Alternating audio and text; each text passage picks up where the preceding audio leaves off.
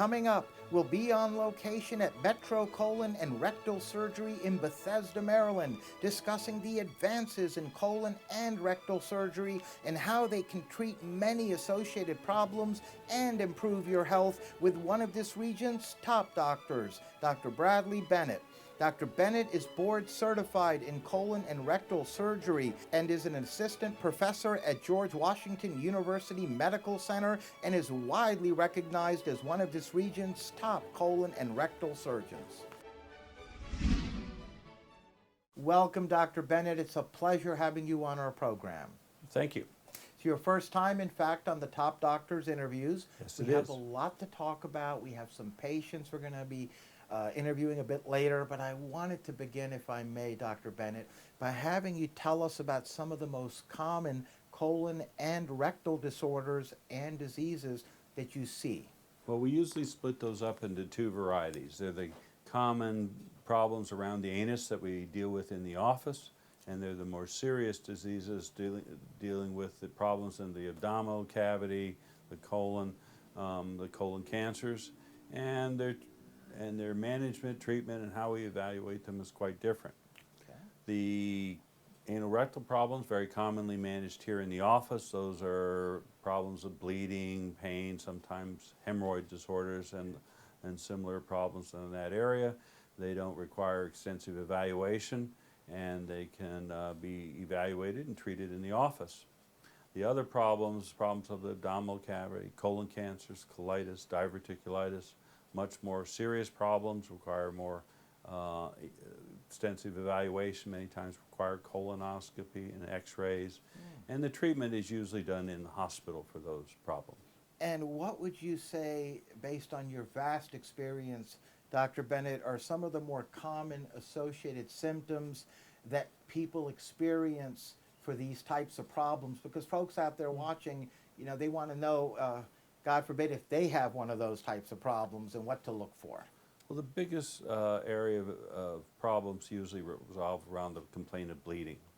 And that is sometimes the most difficult to evaluate because common problems around the anus, like hemorrhoids, can cause bleeding, or more serious problems up in the colon can cause bleeding. So in younger individuals where colon cancer and other diseases are uncommon, the problem of bleeding can be evaluated in the office, treated in the office, and does not require colonoscopy or x-rays. Bleeding in middle-aged or older patients can require an evaluation that's much more extensive.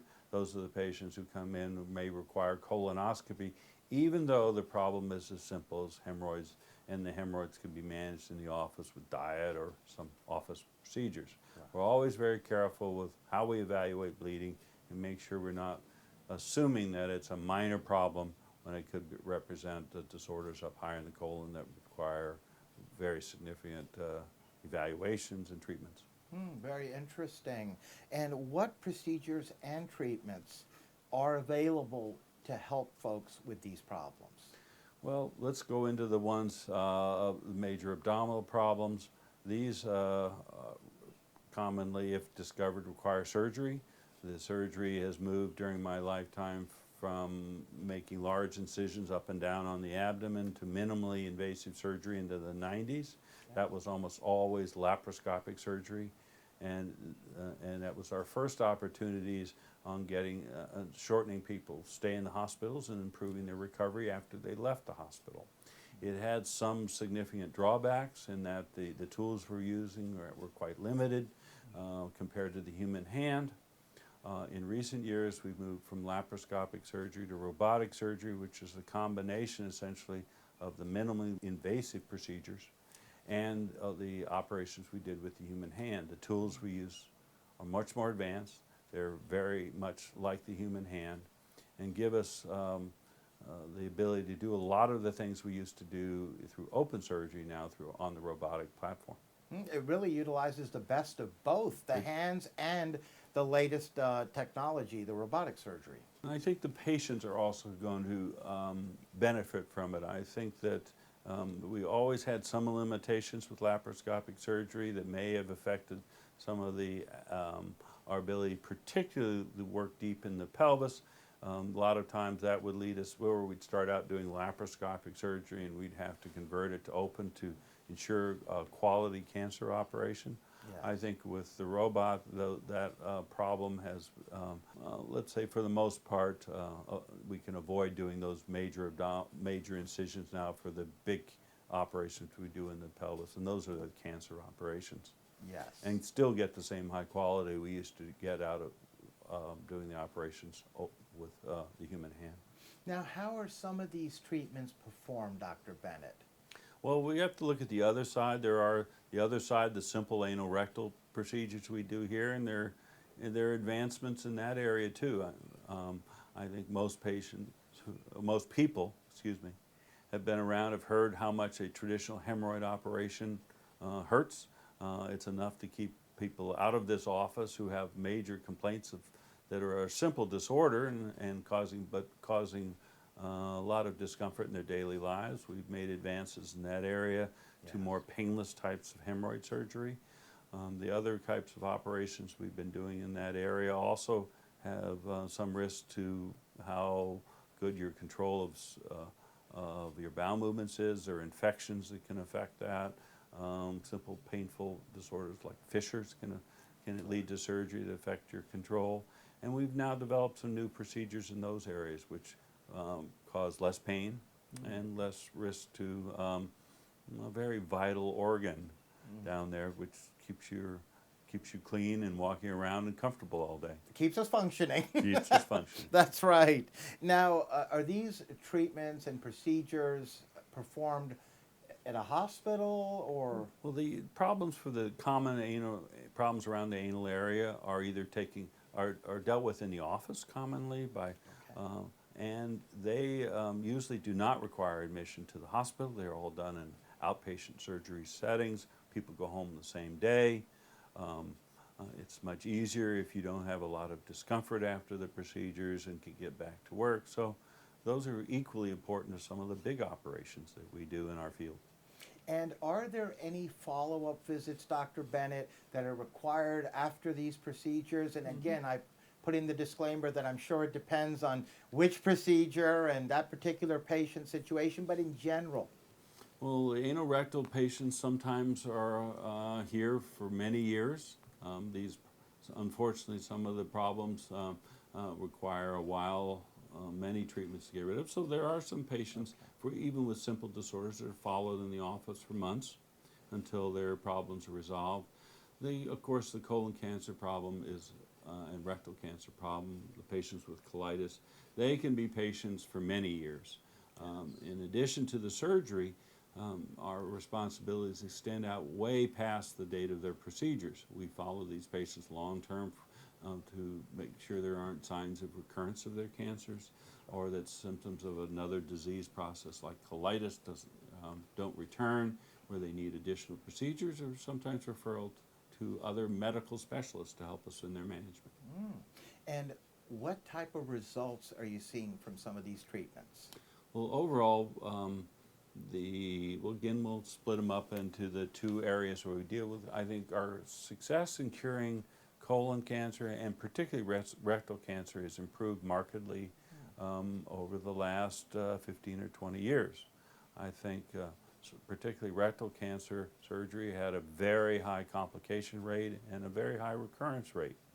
Through modern technology in combinations of chemotherapy and radiation therapy and more sophisticated operations in the pelvis, the recurrence rate for rectal cancer and the cure rates are approaching or even going past what colon cancer surgery has been in the past. So significant advances have been made, not only in how getting people back to work after they leave, but the actual cure from surgical surgery has improved. We're now going to meet some patients of metrocolon and rectal surgery and Dr. Bennett.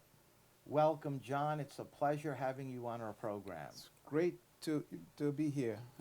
Thanks for having me over here. We always appreciate it when patients take time in their busy lives to come down and share some of their experiences with us. And on that note, John, I'd like to begin, if I may, by having you please tell us what problem or problems were you going through that brought you to Dr. Bennett? Great. Actually, I'd like to preface my response or my answer by saying that colon cancer is largely a silent illness, is a silent killer. And for the most part, most people don't have any symptoms. And that was the case with me. I did not have any symptoms. I was very busy. I had, in fact, gone back to graduate school and running up and down. My kids were much younger at the time, having to tutor them and do full-time grad school. And so I was very busy, and I didn't have any problems. Not until I was scheduled for my first colonoscopy. At the time, I had just turned over 50. Okay. And the colonoscopy revealed a tumor in my colon. And that was the start of my problems. My goodness. So basically, everything was fine. Everything was fine. No pain. Seemed healthy. Nothing. You were in grad I was school. in grad school. Very raising hectic. your young Full-time, kids. exactly, So you yeah. talk about needing a lot of energy That's and right. activity. That's right. You were about as busy as it gets. Absolutely. And you just absolutely. went for your annual physical, thinking everything will be fine like it always had been Right. previously. Mhm. And lo and behold, Yeah. the cancer was detected. Yeah, they showed me this picture. You know, they take photos of the procedure. Yes. And they showed me this thing here, and I said, "This thing is in me." Yeah, sure it was. My goodness. So then what happened, John?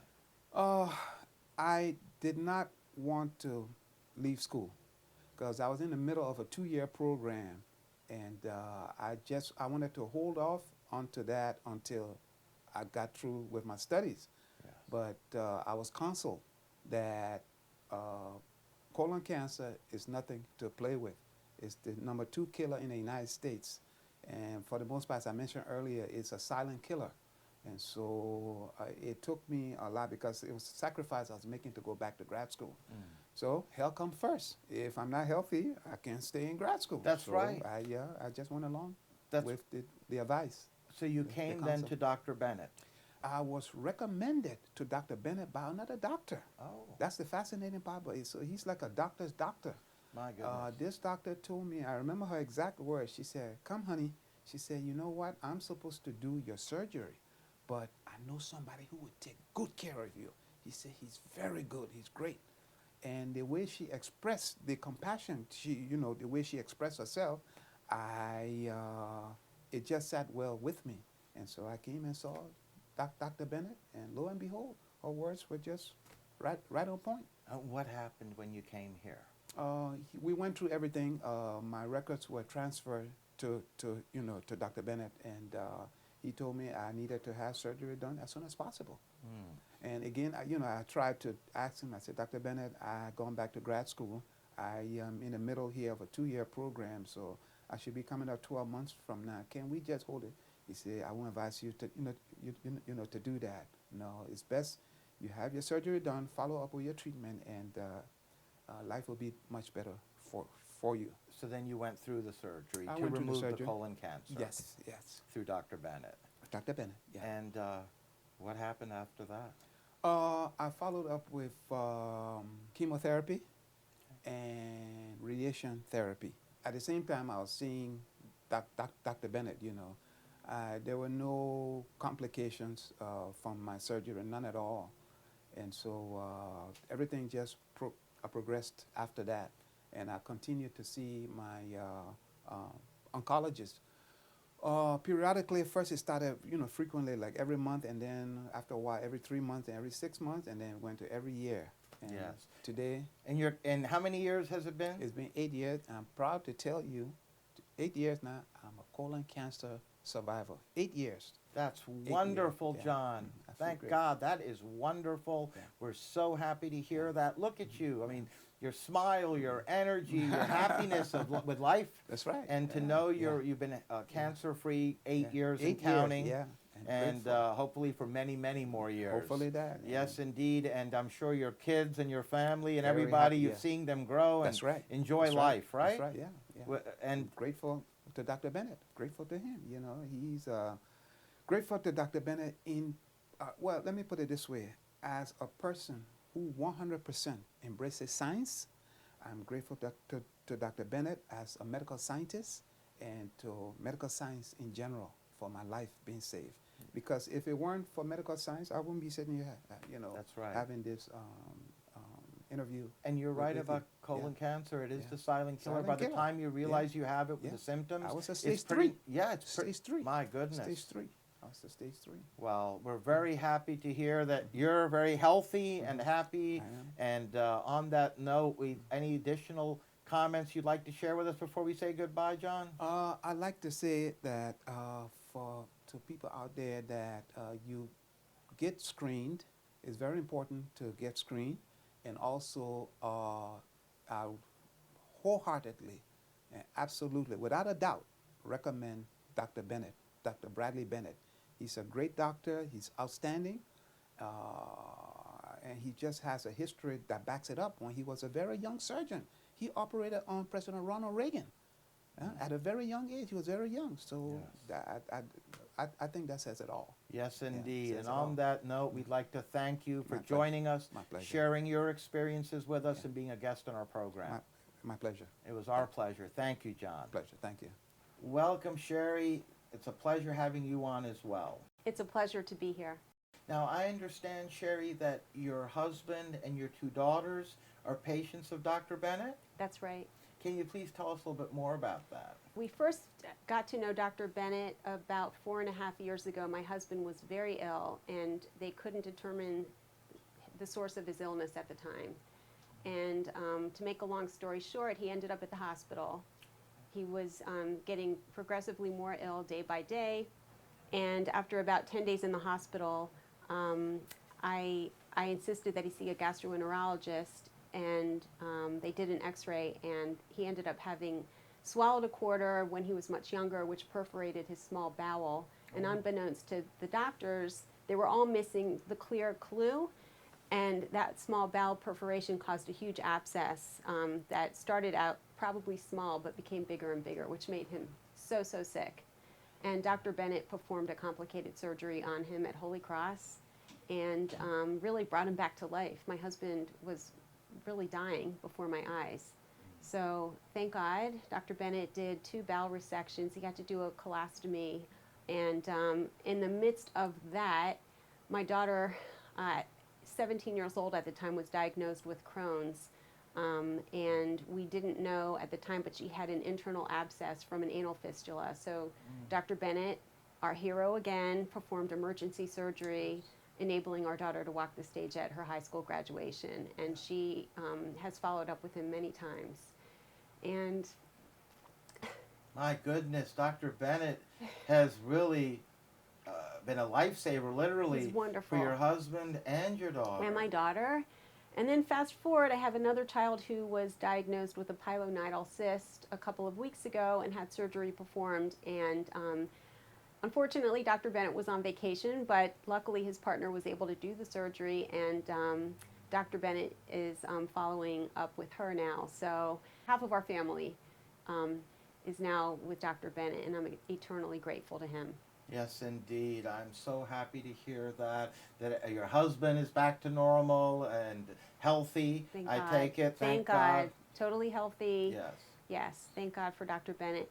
And the thing that I love the most about Dr. Bennett is, or I knew as soon as we met him at Holy Cross, that my husband was in good hands. He's extremely skilled, and you just get that sense about him. And his demeanor is very calming. And although he's extremely knowledgeable, he's also extremely humble.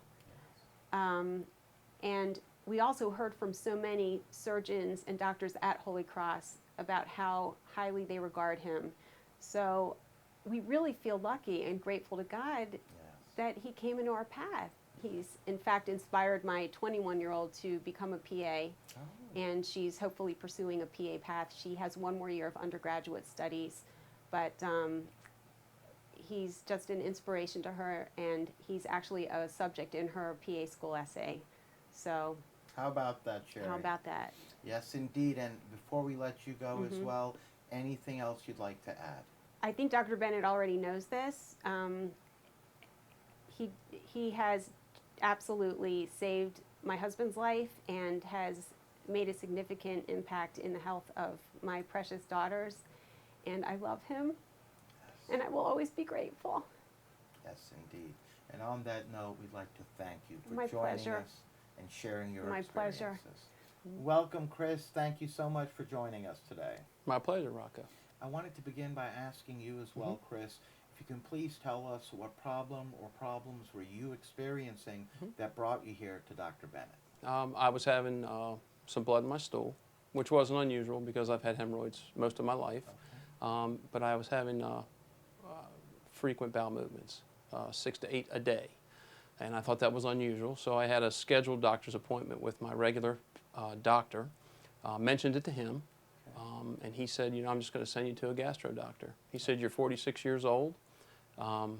They can take a look at you. Maybe you have something, you know, going on, simple. Yeah. He didn't think it was major. So I went to the gastro doctor. They scheduled a colonoscopy. They found out I had a tumor in my rectum, which was cancerous. They immediately recommended me to Dr. Bennett.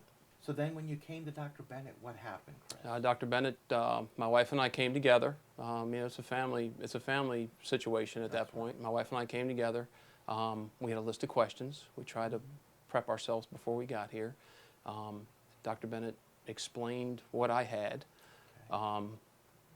what he was going to have to do, and then we asked our questions.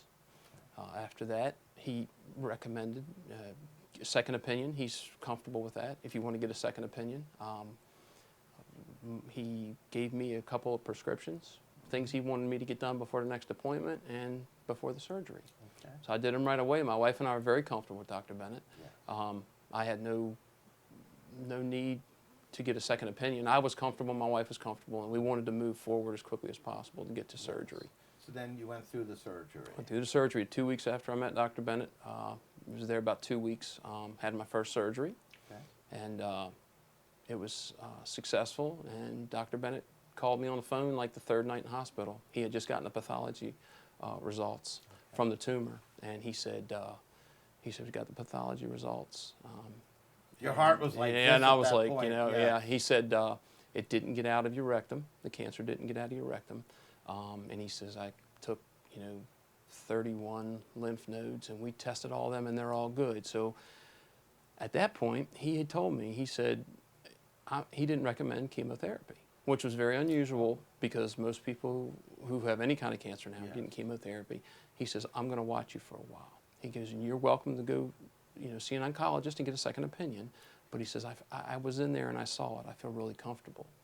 So 5 years later, well, now it's 6 years later, I'm still cancer-free. Cancer-free, and you didn't have to go through Cancer-free. chemo. I didn't have to go through chemo. How about that? Yeah. So I 100% trust Dr. Bennett. So happy to hear Absolutely. that, Chris. That's the Absolutely. best news possible. It was. Absolutely. And here you are going 6 years and strong, right? Yep, 6 years, yep. I have my blood work checked regularly. My father's had surgery with Dr. Bennett. He had a polyp that needed to be removed. Yeah. His doctor recommended someone else, but my father, after going through our experience as a Yeah. family, he said, I think I'd rather Dr. Bennett do it. So my dad and I came in here to Dr. Bennett, and he did my father's. That's wonderful. It was great. There was just no doubt in my father's mind who he wanted to do it. Absolutely, after what he just did with Mm-hmm. you earlier. And before we let you go as well, Chris, Sure. anything else you'd like to share? When other doctors recommend him and the people in the hospital tell you, they come up to you when you're waking up from anesthesia or just in the middle of the night to take your blood, and they tell you, you have one of the best at what he does. You start to believe it. And, you know, 2 surgeries later and now 6 years later, I'm a believer. No. On that note, I'm we're a believer. so happy to hear that. And Sure. thank you, Chris, for joining us, sharing your experiences, and being a guest as well in our program. It's my pleasure, Rocco. We're now back with Dr. Bennett. I must say, some very impressive results, Dr. Bennett, saving lives. John said if you had just let him continue that second year towards his grad school without telling him how important it was for him to have that cancer removed, it saved his life. Here he is 8 years later and going strong. Same with Chris, and obviously Sherry's husband and her daughter. Just a small, very small sample of the many, many folks you and your practice are helping each and every day. I think that the surgical care of the patients is only part of what we do. I think that although surgeons at many times are thought to be only minimally involved in the long-term care of our patients, I think, as you can see with some of the patients that have come to the office to talk to you today, our care extends out many years. For some of our patients, our relationships develop through that time, and sometimes it spreads out from one generation to the next generation in a family. Yes, indeed. Now, we're literally out of time, Dr. Bennett, but I wanted to ask you, before I let you go, you and your practice, Metro Colon and Rectal Surgery here in Bethesda, Maryland, have certainly established a reputation for excellence, not only in patient care, you're one of this region's top surgeons, but I just wanted to ask you what you feel helps separate you and your practice apart from the others. Well, I think care for the individuals is the important thing that I like to bring to the patients. I think it's a hard part to learn to deal with the special needs of individuals through time. I think that it's something you have to learn to adapt to as you come out into the practice of surgery. It's the part of surgery that you don't learn during your residencies and advanced training in colon and rectal surgery, that each patient needs to be treated differently. You have to learn to evaluate that quite quickly when they sit down in front of you sometimes. There are patients who like in-depth explanations of their problems, and there are patients who literally can't tolerate that kind of explanation, who have a certain amount of anxiety, and if you sat and explained every last complication procedure, the only thing you would do is increase their anxiety. Yeah. So the specific needs of specific patients is the hardest thing you have to learn, and adapting to that is what makes you a better doctor as you get out of your training and go through your first years in practice. Yes, indeed. I mean, your staff here at your practice have certainly, like I mentioned a moment ago, you have a reputation for excellence. Patient care, you have the latest technology. You mentioned the robotic surgery earlier, utilizing the best of both tools, your hands and technology, to help people in a minimally invasive manner. We're really honored to have had you today as our guest, and we'd love to have you back on in the future, Dr. Bennett. Thank you. Thank you.